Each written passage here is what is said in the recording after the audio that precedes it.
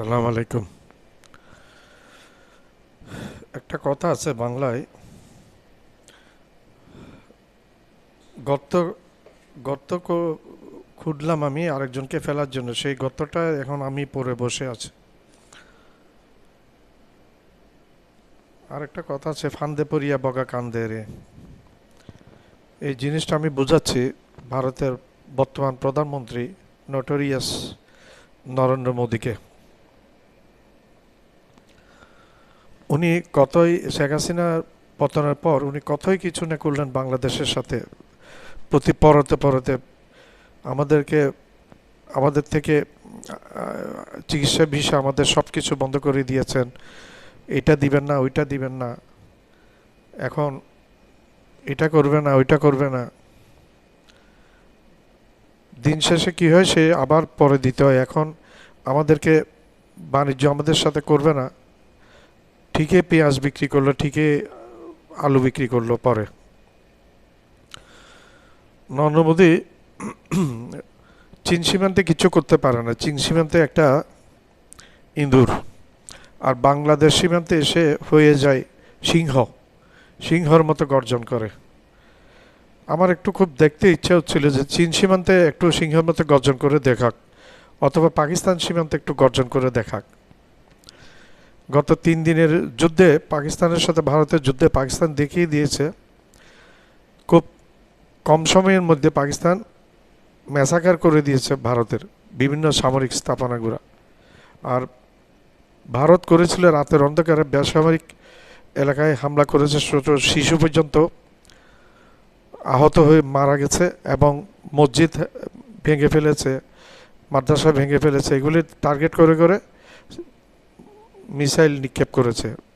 পক্ষান্তরে প্রত্যুত্তরে 2 দিন অপেক্ষা করে তৃতীয় দিনের দিন পাকিস্তান দিনের আলোতেই হামলা শুরু করেছে, এবং পাকিস্তানের প্রথম দিকে পাকিস্তানের আধা ঘন্টা হামলায়, প্রথম দিন আধা ঘন্টা হামলায় ভারতের 5টি যুদ্ধবিমান ভারতকে খোয়াতে হয়েছে। ভারতে 5টি যুদ্ধবিমান ফেলে দিয়েছে পাকিস্তান। 3টি রাফায়েল যুদ্ধবিমান, যেটা নিয়ে মোদির অনেক গর্ব ছিল। আর একটা হচ্ছে রাশিয়ার সুখোই এসইউ বিমান, ফাইটার প্লেন। আরেকটা হচ্ছে মিগ বিমান, রাশিয়ার fighter, MiG fighter. Narendra Modi নিজে ডুবেছেন রাফাইলের কারণে, ফ্রান্সকে ডুবিয়েছেন, মিগ এবং সুখোইয়ের কারণে রাশিয়াকেও ডুবিয়েছেন। এদের ভাবমূর্তি ক্ষুণ্ণ করে ফেলেছেন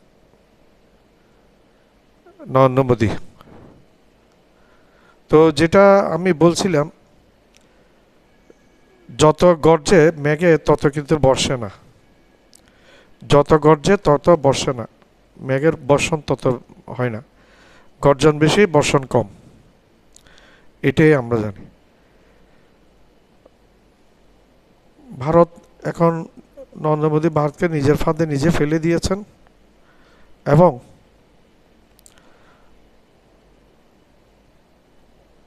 নিজের ফাঁদটা নিজে অপরের জন্য, বাংলাদেশের জন্য করেছিলেন এবং পাকিস্তানের জন্য করেছিলেন, কিন্তু নিজে পড়ে গেছেন।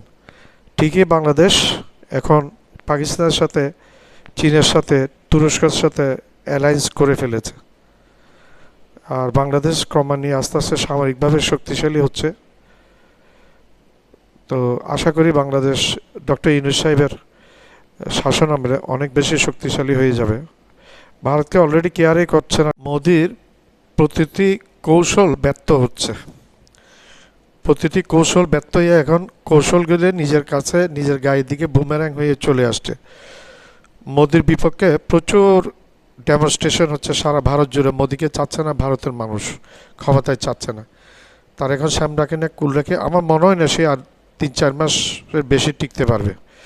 তার দেশের যে অর্থনৈতিকভাবে শোচনীয় অবস্থায় নিয়ে গেছেন, এবং ভারতের ইজ্জত সম্মানটা যে সে, তার আচরণ বিভিন্ন প্রতিবেশীর সাথে দুঃসম্পর্ক করার ফলে, সুসম্পর্ক বাদ দিয়ে শত্রুতা করার ফলে যে সম্পর্কটা তৈরি করছেন, এটাতে নরেন্দ্র মোদী আর বেশি দিন টিকে থাকতে পারবেন মনে হচ্ছে না। অর্থনীতি অনেক খারাপের দিকে গেছেন, এবং 3টা রাফাইল এবং 2টা সুখোই, একটা সুখোই একটা মিক হারিয়ে ভারতে অর্থনৈতিকভাবে অনেক ক্ষতিগ্রস্ত হয়েছে। ভারতের অস্ত্রাগারগুলো দেখে দেখে পাকিস্তান হিট করেছে। পাকিস্তান হিটে ভারতের অস্ত্রাগারগুলোয় ধ্বংস হয়েছে এবং ঠাট্টার সুরে পাকিস্তানের প্রধানমন্ত্রী শাহবাজ শরীফ সাহেব বলছেন যে মোদিকে আপনার পারমাণবিক স্থাপনাগুলো একটু দেখে শুনে রাখেন। মানে এটাতে কি বোঝায় সেটা নরেন্দ্র মোদী যদি একটু চালাক হয়ে থাকে তাহলে বুঝবে। মনে হয় না সে বুঝবে, কারণ সে তো মুদ খাওয়া গোবর খাওয়া মানুষ। পরের জন্য যাত্রা ভঙ্গ করলে যাত্রা নিজেরটাই ভঙ্গ হয়, তার অবস্থাটা এখন হয়েছে এরকম। নরেন্দ্র মোদী এটা শেষ টার্ম 3-4 মাসে বেশি টিকতে পারবে কিনা সেটা আমরা দেখছি, অপেক্ষা। আমার চ্যানেলটা লাইক করবেন, সাবস্ক্রাইব করবেন, শেয়ার করবেন, বেল আইকনটা প্রেস করবেন। সাবস্ক্রাইব করতে ভুলবেন না।